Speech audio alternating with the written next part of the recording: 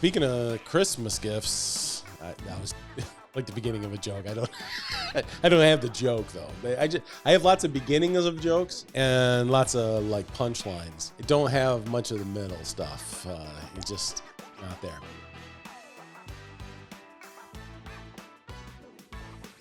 Hello and welcome to Ruggles Round Up. It's the portion of our Elevated Mission podcast where we talk about all things sports, and we're going to get right into it right here. I got Ian coming in on the podcast, and Ian, we got some interesting things to talk about. I think all the talking heads are out there talking about some of these things. Yeah, it's definitely fun to talk about some of the major topics around, with those talking heads. And it's kind of going down to game manager and difference maker, as Cam Newton made that a big talking point this past week, as talking about what makes the difference between a great pocket passer and just a game manager, as there's a very clear difference between those two kinds of players, as you have those great pocket passers that aren't necessarily what I would consider game managers, where you're just trying not to lose the game as a game manager, where a great pocket passer can win you the game with the accuracy, the ability to hit timely throws and get his athletes in the mood,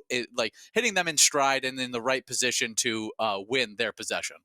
And when you say there's definitely an aspect of this that comes down to coaching. Sometimes a game changer can get put into the game manager role, or the game manager can then get put into the game changer role based on the schematics of a coaching staff and what they want to accomplish, and how they utilize the quarterback position, how they pigeonhole him or they release him to play at his full potential.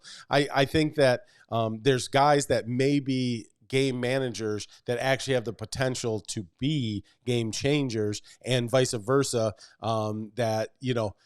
That maybe there's guys that are having to play the role of game changer, and they're really probably better suited for game managers. So I think all those aspects are part of it. Yeah, I think that something that we miss, that I think that even has been talked about again over the past few weeks, especially with that hit to Michael Pittman that we had last week, where the quarterback really threw it out for him.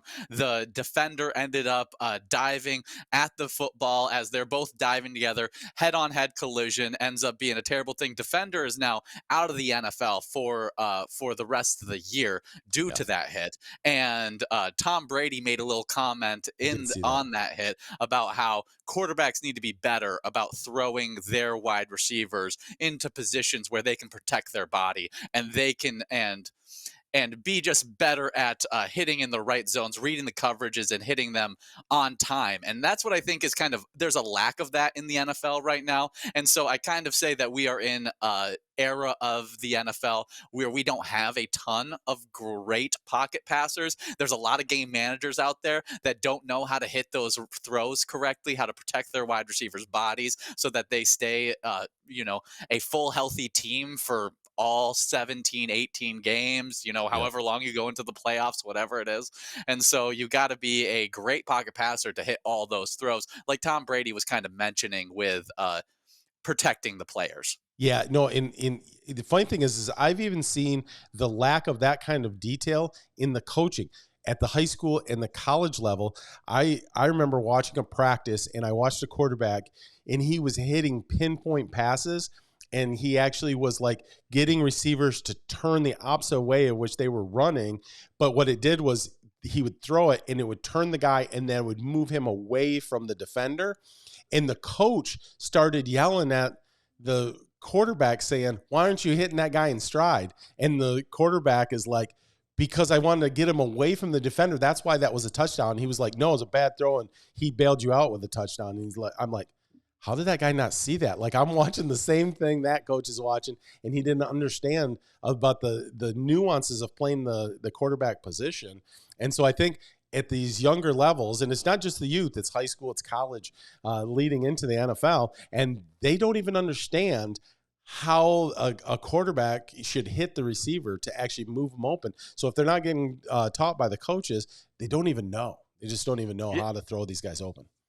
Oh, absolutely. And I'm totally for player safety and all that kind of aspects. But I do think that it can't all be on the defense's responsibility of Correct. player safety. And that's what it comes down to a lot of those times. And that's why we need to bring back the focus on details for these quarterbacks because they're not hitting those wide receivers to protect their bodies. And that's why I think one of those differences between great pocket passers and game managers is because those great pocket passers they keep those studs healthy for them all year long because they know that those wide receivers, when it comes down to NFC championship game, they need that Yeah. guy because they don't have the scramble ability to take over a football game necessarily like a Lamar Jackson can take over a football game. They take it over by keeping their athletes healthy, by distributing the football on time and hitting them in ways that they can produce more yardage after the catch than other quarterbacks can give them. And so that's kind of the differences that we're finding. And I think,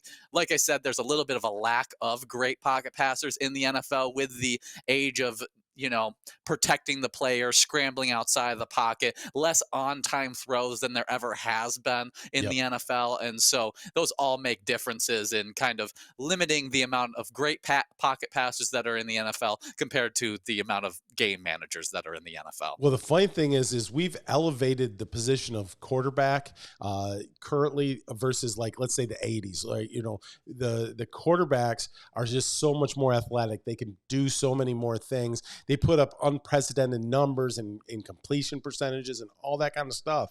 But if you go back and you watch the quarterbacks of the '80s, they would not throw their wide receiver the way that a quarterback will throw their wide receiver today because they knew Ronnie Lott was going to be, coming up from the safety position and taking their wide receiver's head off. There was Steve Atwater for the Broncos, right? Going to come up and going to just smash that guy, and you were not going to see him the rest of the season. Or your receiver was going to alligator arm it, and then they were picking it off and they're running back the other way with an interception because he was like, why would I end my season that way? And so the game has really changed. But I think if these quarterbacks threw the way that was pinpoint accuracy, and of course, probably not. This is an '80s quarterback, but probably the best at this that I ever saw was Drew Brees. He was able to just deliver the ball on time in the right place, and it was just a masterpiece on the way he would throw his wide receivers open.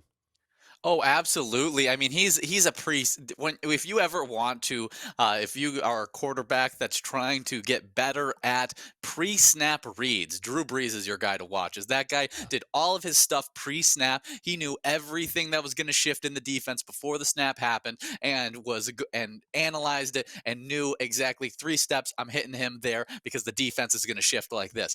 Tom Brady, he has that great pre-snap analyst, but where he's really a genius at is in the actual play of the game and when they change up the defense and they show those differences, they disguise different defenses. He recognizes that at speeds that we've never seen any other quarterback do, recognizes blitzes at speeds that we've never seen before. But Drew Brees, it was all pre-snap, which I really love because that can relate to a lot more quarterbacks and can actually aid a lot more quarterbacks than what Tom Brady does with his ridiculous processing power he has.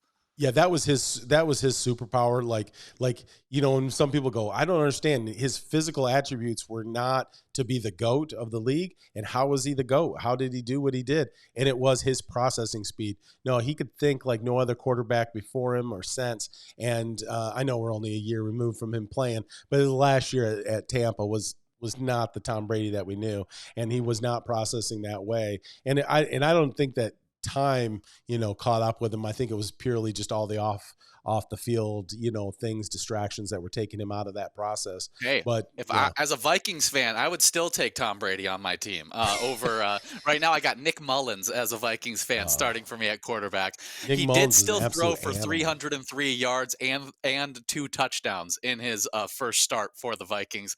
Kind of just showing off the weaponry that Vikings team has, which is just ridiculous with Justin Jefferson, T.J. Hawkinson, and Jordan Addison. Just got Oh firepower all over the place. If they could sign one of the like a Tom Brady, they would be ridiculous. But back to the yeah, conversation at yeah, yeah. hand. Great pocket passer, game manager. So let's talk about there's kind of a I think there's a separation, but I don't know if you believe there's a separation in this category. So Okay. there is the Goff Tua category, and then Okay. there's the Purdy Prescott category. All four of those guys are pocket passers, and they Yep. all are leading their teams to top 10 NFL records. Yes. I believe that Purdy, Prescott are in the great pocket passer category. Prescott sometimes makes me question it, but this year Prescott has been in the great pocket passer category.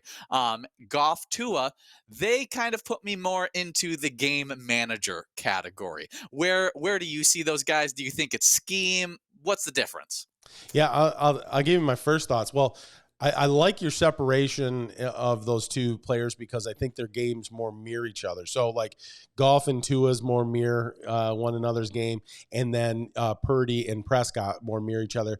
A little more mobility, right, with Purdy and Prescott, especially Purdy right now. Purdy can move pretty well, and he's surprising, runner of the football. Not that that's what he's looking to do, but he's not a dual threat by any means. Don't get me wrong, but he can move. And so, but Prescott's got that ability as well. And so I do kind of lump Golf and Tua a little bit more together. I think Golf's got Tua beat in the arm strength just by a little bit.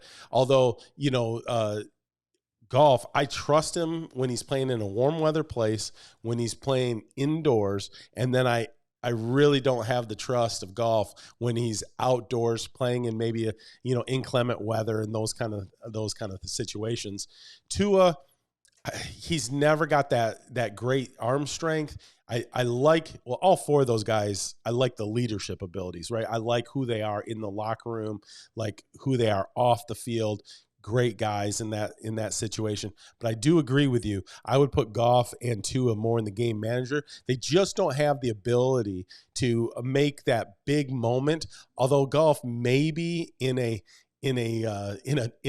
dome can do that a little more often, but Tua gets the luxury of just an absolute insane skilled player, positionless players around him. That is like he's got the most dangerous weapon in the league with Tyreek Hill, I think. And then but Golf has some of those same similarities as well. Like maybe not quite where Miami is, but Detroit's got some serious weapons just around the field on that offensive side. Whereas I think Dak and Purdy both have really good weapons as well, but I trust them to make a throw into a tight window. Well, I trust Purdy to make a throw into a tight window. And this year, Yeah, I've trusted Dak Prescott way more than I've trusted in previous years. And I yeah. also, surprisingly, with all the narrative that goes around, blanking on old Boise State quarterback that went over to the Chargers to be the OC. Oh yeah, yeah. Kellen Moore. Yeah. Kellen Moore. With Kellen Moore being the guy that was, supposed to be that offensive genius, I expected there to be a degrade their system to get worse in for the Cowboys, and they have Yes. gotten actually better systematically. I think that they get guys more open this year. I think they give Dak Prescott the most help they have through the system that I've seen in previous years, and I didn't expect it through Mike McCarthy, but it's happening this year, and I've been liking it. It gives me a little bit more hope that Dak Prescott, which I had firmly put into the game manager category, but after this year, he's kind of put himself out. He's going to have to really fall off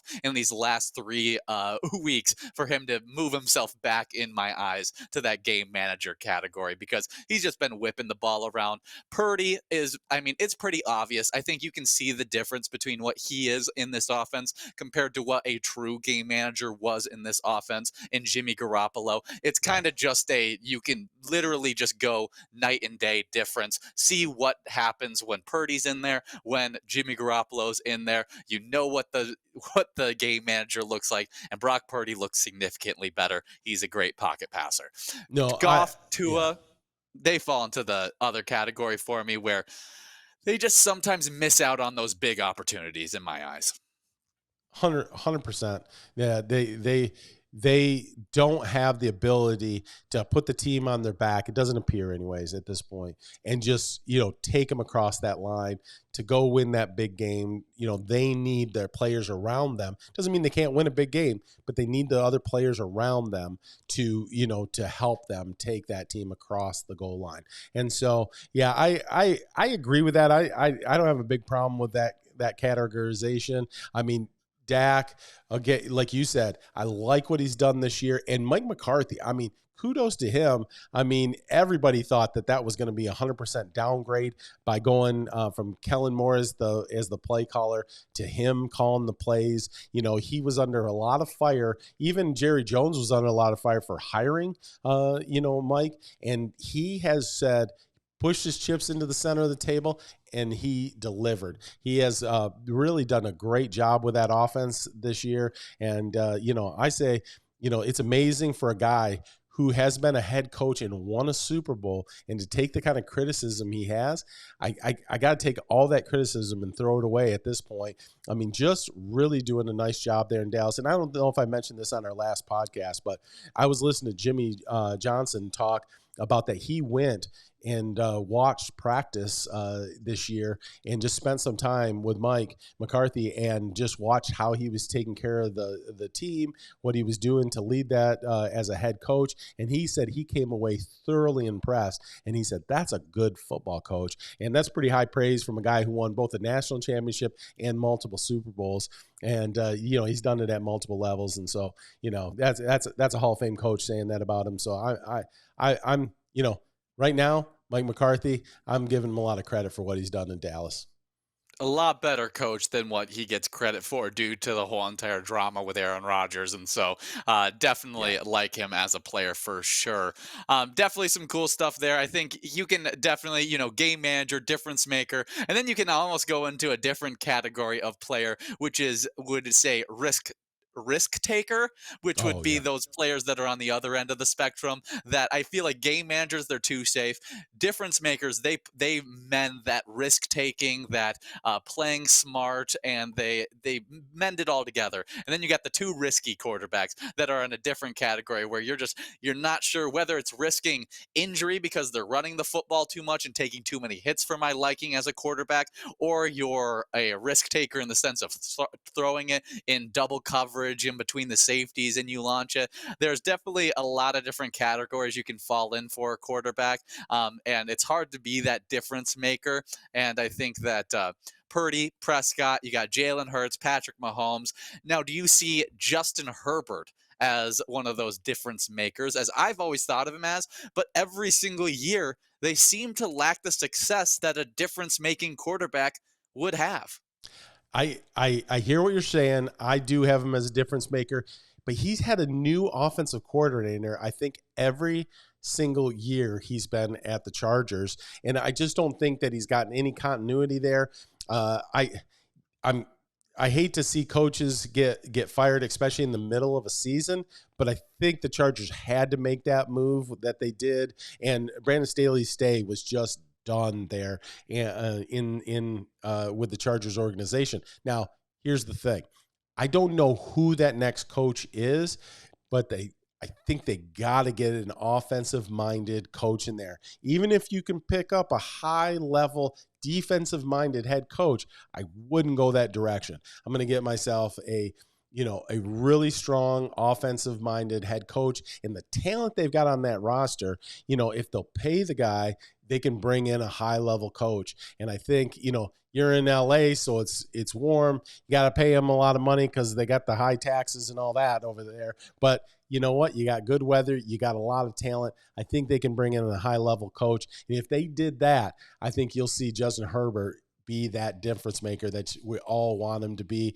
He shows signs of it every year in the NFL, and I'm a believer in who he is. I'll tell you who that kind of risk taker could be is Josh Allen, right? We all agree he's like a top 2-3 level talent in the NFL, but he's going to throw some picks. He kind of has that Brett Favre kind of thing going on. But I saw a stat the other day where he actually has touchdowns to interception ratio, he's number one in the league over the last few years. Even with all the interceptions, he just puts up more touchdowns than the other guys do too. So, but you got those highs and those lows with those guys, right? Brett Favre, he'll get you a Super Bowl. He'll also throw 5 picks in a wild card game in the playoffs. So Yeah, you just Matthew go, Stafford. I think he is the guy that can fall into that category as yep. well of risk taker, not difference maker. I think he's been for a majority of his year a difference maker. But Yeah. do you still see him as a difference maker, or is he now out of that category for you? I think he's a difference maker when healthy. Like right now, he's playing good football right now. Hmm. I'm a believer in Stafford right now. Now, how many years can he do it? How many games can he go without injury? All those kind of things. Once he gets injured, he's a different kind of guy. And I don't love him. I think he goes into that. Well, I don't know what category. Risk takers that are injured are. It's not a good category though. You got Baker Mayfield's kind of that guy. Like, he had that awful year for the Browns and he was injured and he's a little bit of that risk taker as well. And that just looked like an ugly football year for Baker Mayfield. Now you got him playing for the Buccaneers. He's actually playing some good football this year. He's not one of my favorite quarterbacks in the NFL, but he put up a perfect QBR in his last game here just before the podcast. And you got to give him kudos for that. Like, it was a really nice football game and you're going to get brilliant moments.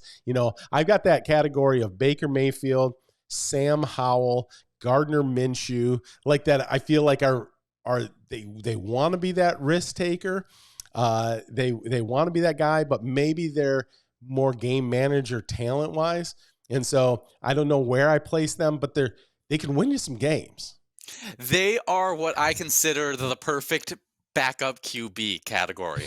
You don't want anybody else as your backup quarterback. They can kind of do it all players. They have a little bit of athleticism, they have a little bit of the arm strength. They can do kind of it all. They take risk, and so when you throw them in the offense, they kind of play it completely different than what the way your starting quarterback plays it. And he throws a lot of changes for defenses to try and handle. And they're kind of those perfect backup QBs that you love having sitting behind. I mean, that's what Gardner Minshew has done a great job taking over after Yes, Anthony Richardson started off the season really well. Anthony Richardson he was, did. and he took on over very different style quarterback and has went out there and played some really good football. I think, yeah, Sam Howell falls into that category. Baker Mayfield. What about Geno Smith? Yeah, he's kind of close to that. Although I think now at this point in his career, he's a little less mobile than those guys. He's more of a pocket passer version of that, and he can have some moments where he can have a really nice game or series of games. Last year, he did it for really a whole season. Really had a nice season. As a guy that's kind of also, I feel like maybe in that Baker Mayfield, Gardner Minshew, Sam Howell category is Drew Lock. What a game for him this last week. I felt so good for Drew Lock. Just really had a rough patch and got his shot, and he looked like a backup quarterback for three quarters, and down to about 1 minute left in the game. And then he just throws some brilliant passes, takes the Seahawks down, scores a touchdown. And what a great moment. I watched the interviews after. My heart just went out to him. I was so happy for him. And just some cool stuff. But anyways, I'd kind of put him in that similar category. Yeah, Russell Wilson. Can he still be a difference maker, or is he now just a game manager kind of player?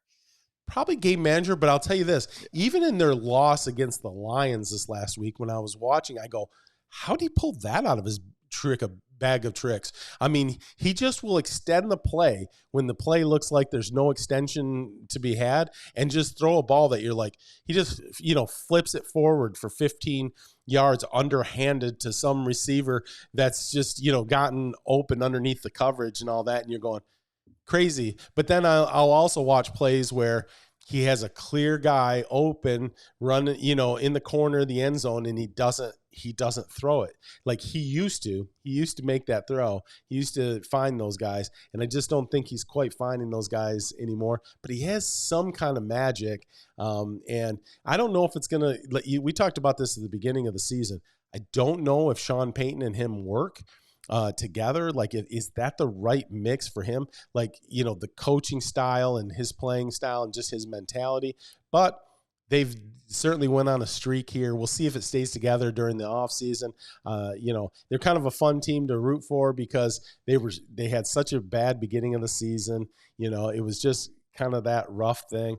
And that makes me think of another thought here, and that is that Sean Payton, he kind of dogged Hackett when he came in there. Aaron Rodgers got upset. Even when we talked about Mike McCarthy, like, Aaron Rodgers talked bad about McCarthy, but he loves Hackett. Hackett had the tough challenge there with the Broncos. Now he looks pretty rough as the OC of the Jets too. I mean, is Hackett gone? I don't know. But the kiss on the cheek from Aaron Rodgers on the coaching tree might not be worth what it once was.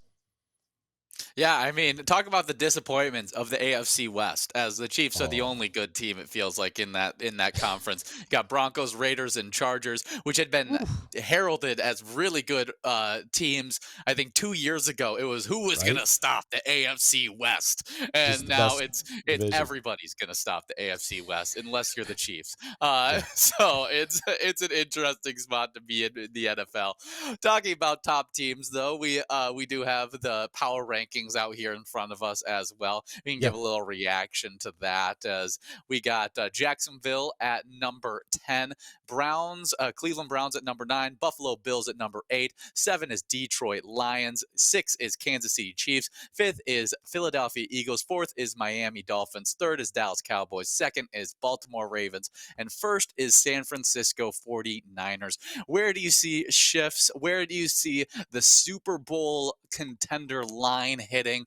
So is it at that Detroit Lions? Is it at Buffalo Bills? Where do you see the contenders kind of start to fall off in this top 10? Yeah. Let's hear your reactions. Yeah, absolutely. I mean, I'll just start here at 10. I don't think the Jaguars are Super Bowl ready. I mean, again, give them another year to bake down there, in Jacksonville.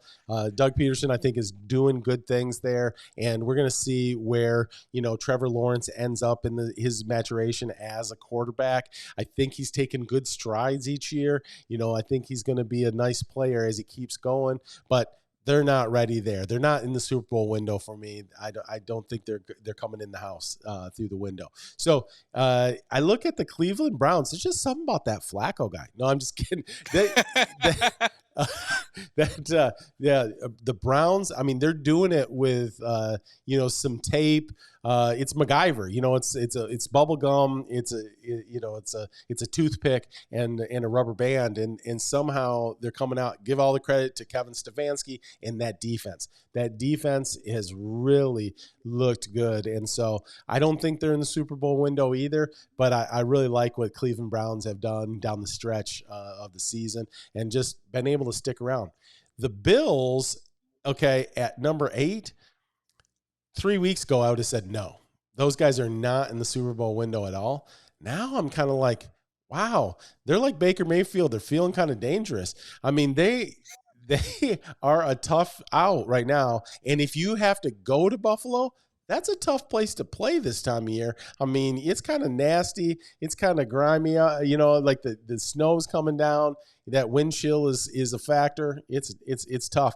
And I'll keep going, but I'll get you just on those three. I'll hear what you got to Yeah, say. I mean, I'll get caught up right on the Bills real quick because I think the other two teams, with the Jaguars and Cleveland Browns, they're great teams, but they need another year to build. They have some holes that are very obvious that kind of keep you from saying true Super Bowl contender. Buffalo, I feel like, is where you get your first true argument. After, I mean, nobody's had a tougher stretch of 3 games as they've went on to play the Eagles, Chiefs, and Bills in their last 3 matchup. Only lost to the Eagles by, I think it was 3 points. And then you had them beat the Chiefs by 3 points and then dominate against those Cowboys, which was the real selling point as they just won 31-10 against those Cowboys. And that was a very big selling point for me on seeing if they're a contender, as I consider Dallas to be in my contender category as they're at the number 3 in these power rankings. And so, do I consider Buffalo? Yes,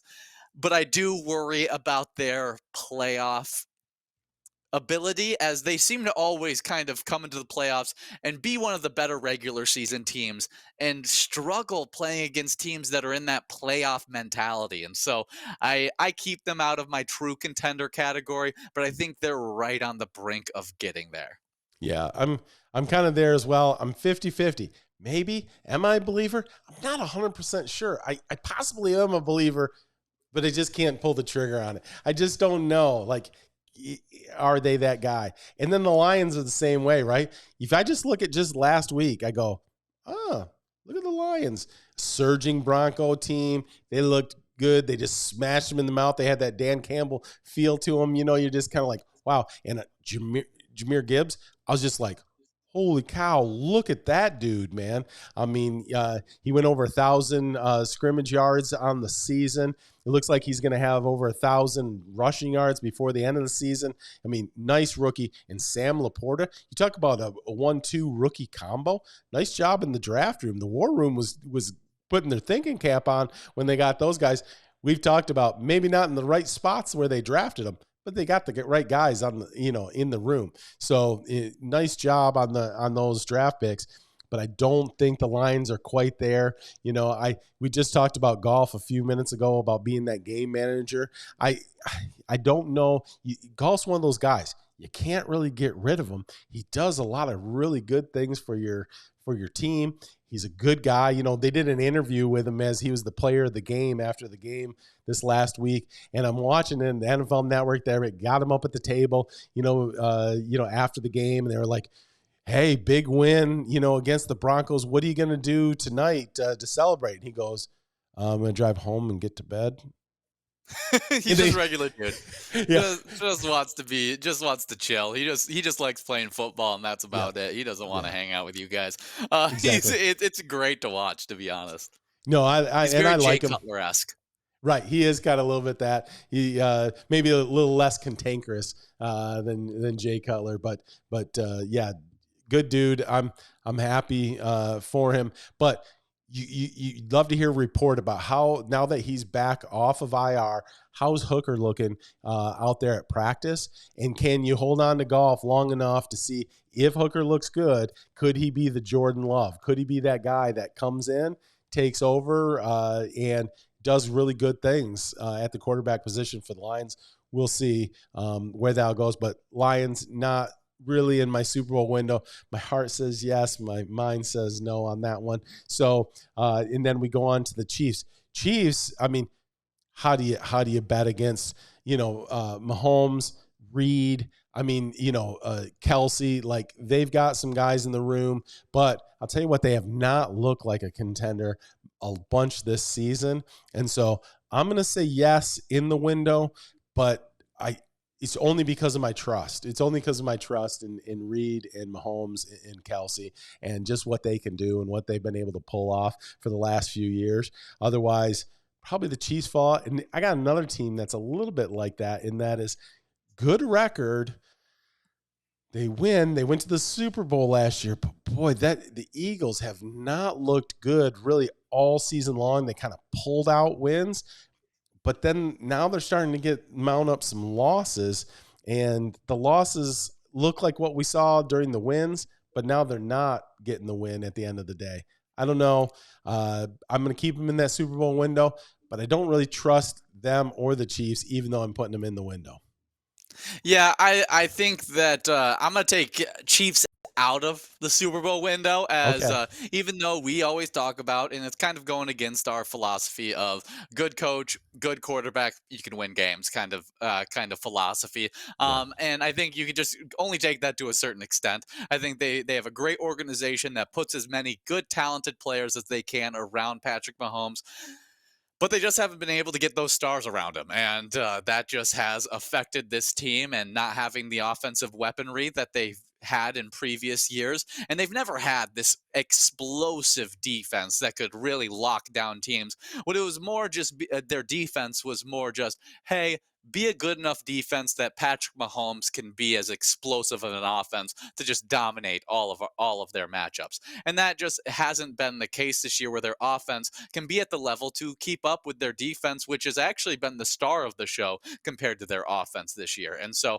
I think Kansas City is out of that Super Bowl window for me. Now, could they by a chance get to the Super Bowl because of Patrick Mahomes and Andy Reid? Yes, but I just don't see it. Philadelphia Eagles, on the other hand, I do see it, because I think that they're one of those teams that they kind of are like Patriots, like where the Patriots all every single year were just kind of in the middle of the pack. They never had these great wins throughout the years. When they were Bill Belichick and Tom Brady, they just played really good defense and really sound everything else. And that's what I see when I watch the Philadelphia Eagles. It's just really sound football that I see to carry over into the playoffs. And so I think that, they lose some games, they win some. That's the NFL. It's short sample size. They're going to brush it off and they're going to move on. I think with the solid football that they've established within that organization, and with the talent that they have from all the way defense to offense, offensive line, defensive line, linebackers, everywhere on that team has talent across the board. And so I got to put them in that Super Bowl category for me. Yeah, like it, and totally get why you're there. Now we get into our top three, the Dallas Cowboys. If they can get home field advantage throughout, I really like the Cowboys in this scenario, right? Because they look great at home. They look great against teams with losing records. They look great when they're supposed to look great. They don't always look great when they're on the road going up against a winning team. Sometimes that's been a challenge for them this season. And so, yeah, in my Super Bowl window, yeah, I think that's not an undeserving spot. I skipped the Dolphins. I'll come back to that. But not an undeserving spot at 3. But I don't have 100% trust really in them either, just because they've shown spotty. I mean, last week, the Bills, right? They just completely undress them out there in the middle of the field. It was not a good look for them, but I look for them to rebound. They do have a tough game going against this number 4 team this week, going down to Miami, and we'll see how they fare there. If they can get a win in Miami, maybe they changed my mind about where they're at right now into that. But I love this Miami Dolphins team. Like they feel Miami, right? They got the teal uniforms, and they got speed flying all over the place. They got the coach saying crazy stuff. He's in his capri shorts. I mean, that's as Miami as you can get. And they not only fit the city, but they are fitting the new NFL. I like how they fly around, and really a good look. If, again, they can play at home or they play in warm weather, dangerous team. I'm not so sure if they have to go on the road to a cold environment, hard-hitting team, that I like them as much. But they look like the 2 seed right now on the AFC, and so they could get some home games. And I like Miami to maybe do some stuff. And if they get on a hot streak, watch out. So they're definitely in my Super Bowl window. And then the Baltimore Ravens, Lamar, he's never gotten it fully done in the playoffs, but this is the best version of Lamar I've ever seen. I like the way Lamar's playing this year. And, whenever he's got the football in his hands, you're like, that's must-see TV. And so they're a good football team. I like John Harbaugh as a coach. He's consistent. He gets things done as that Ravens coach. He's been there forever. He knows where, the bathroom is down the hall. He doesn't really panic. He just gets the things done, around there. And so, I like that Ravens team. We'll see, if they can get there, but definitely in my Super Bowl window. Yeah, I think for those 3 teams, there's some interesting topics. Miami, I like Miami a lot. I talk about Miami pretty much every podcast about how much I like them as a football team. And I think the only thing that you could question is Tua. Does he have the Goff with the Rams when they had Todd Gurley, Cooper Cup, Robert Woods all going? They had Jalen Ramsey, Aaron Donald all around them, putting up paired up with one of the best coaches in the NFL, Sean McVay, and they still weren't able to win the Super Bowl. What it felt like was it was because they couldn't overcome the effect of not having that elite level quarterback. Now, can Mhm. Miami overcome the fact that Tua, I don't necessarily believe in my heart of hearts as that elite level quarterback, but I think that they can come up with it. I see him as a guy that can win it in the same sense that Nick Foles won a Super Bowl. We saw Joe Flacco win a Super Bowl, and that's playing within a system and playing your best kind of football within that system. And I think that they're bringing out some of Tua's best football there. Yeah, absolutely. I think then you go over to the Dallas Fraud Boys as as those guys have gotten one of the easier schedules in the NFL. People give them credit for their win against the Eagles that they dominated, but we talked about it. Eagles have had some rough games where they have not looked like the same team. And then their other tough matchups are against the 49ers and then against the Bills. And in both those games, 49ers earlier in the season, they got whooped 42-10. And then in this last one, just on December 17th, beat 31-10 against the Bills. I think that they're just not a team built to beat good teams. And I think they're going to go out there, play really well against the bad teams, put up these huge stats. Dak Prescott's going to look fantastic. They're going to look like they have some kind of run game going.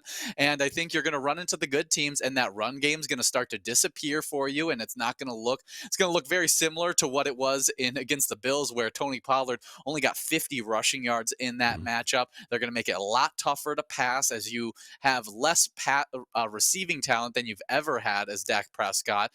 Without having you only have really CD Lamb as that elite wide receiver. I think they're just prone to get locked up by some of these really good teams. Their defense is undeniable, but I think their offense just has too many question marks for me to say that I think they can win a Super Bowl. Yeah. Hey, quick question for you. Next two games for the Dallas Fraud Boys, as you called them.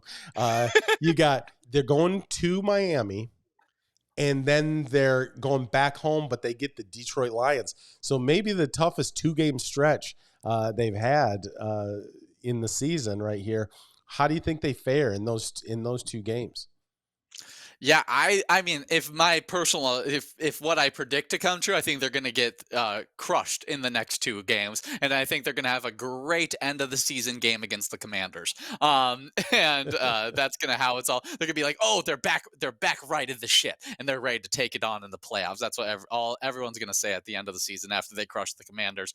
But I think Dolphins should dominate against them. Lions should dominate against them. If they don't, that's going to be a huge proof on what the Cowboys are as a team because I have just not seen them dominate the way that I expect Super Bowl teams to dominate. And so this is going to be prove it games for them to end off the season. Absolutely. How about the Ravens? Where are you at there with the Ravens? Ravens, it has always been and always will be a Lamar Jackson health question. Can he stay healthy? Can he not get banged up where you think we got to limit the hits on him? We got to limit stuff on him. When he is a full throttle go player, there is nobody that can take over a game more than Lamar Jackson. And so Baltimore Ravens for sure are in that Super Bowl window because they have a great defense. John Harbaugh knows how to put together a team that can limit that other team to points. And I think that offense with Lamar Jackson, if he can take over the way he can, we just haven't seen it yet in the playoffs, him dominate on the same level as he has in the regular season. Hmm. But I think you talked about it. This is your favorite season you've seen of him. It's my favorite season I've seen of him as he looks like a guy who can you can stack the box in and say Lamar Jackson, throw it against us. And with the openings that it gives you by stacking the box, I think Lamar Jackson can actually prove that he can handle that kind of responsibility. Where in previous years, they stack the box, they go a bunch of one-on-one coverages on the wide receivers, and I still don't know if Lamar Jackson can hit those guys, especially rookie and his second year, beginning of his second year. Then he got that MVP mojo going with him, and he's really developed over the last few years. Just because of injury, hasn't really been able to show it off since the MVP year, but I think he's drastically improved as a passer. Yeah, no doubt about that for sure. Well, now we get to the number one power ranked team, and that's the San Francisco 49ers. Fitting that you just talked about Lamar's health as far as can the Ravens compete for a championship. I think that's the whole 49er team that we're talking about. Not a question to me at all. Are they the best team in football? I don't think that it's even a question for me that they are the best team in football.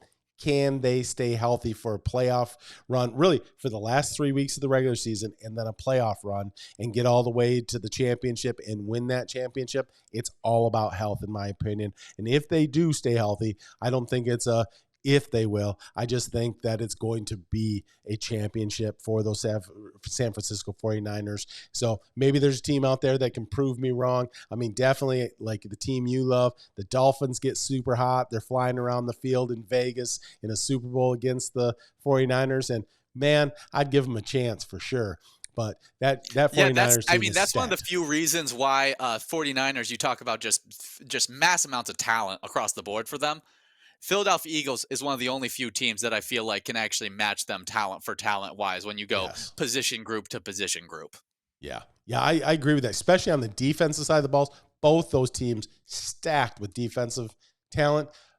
Offense, they're not shabby either. Either one of those teams, I give a little bit of the edge on the offensive side of the ball when it comes to skilled players in particular to the 49ers. But, I mean, that's being nitpicky. It's pretty good for the Eagles as well. I think if you put Kyle Shanahan on the Eagles, you change your opinion on that. You think On so? that. Yeah. Yeah. I, You throw A.J. Brown, Devonta Smith out there in the 49ers uniforms, and you got DeAndre Swift out there playing running back, and you got Jalen Hurts playing quarterback. I think with Kyle Shanahan running the offense, because we both agree he's one of the best offensive minds in the NFL right now. for And sure. I think those guys look they close that gap between them and the 49ers offensively. Yeah, I don't I can see that take. I can see that take for sure. I mean, there is a coaching difference in my opinion. That's not a slam on Sirianni. I mean, he's a good coach. He already took, the Eagles to the Super Bowl. He's doing a nice job there. I'm definitely a Shanahan truther. So, we'll see where that all pans out and where it goes. But 49ers, in my opinion, definitely the number one team in the NFL. Oh, absolutely. Well, we talked about two specific teams that were very close to being in that window and just aren't quite there. And that's the Detroit Lions and the Buffalo Bills. We're going to play you as Santa Claus and giving out gifts to these teams. What are the gift that you would give to the Buffalo Bills to change them from being borderline Super Bowl contender to in that Super Bowl contention?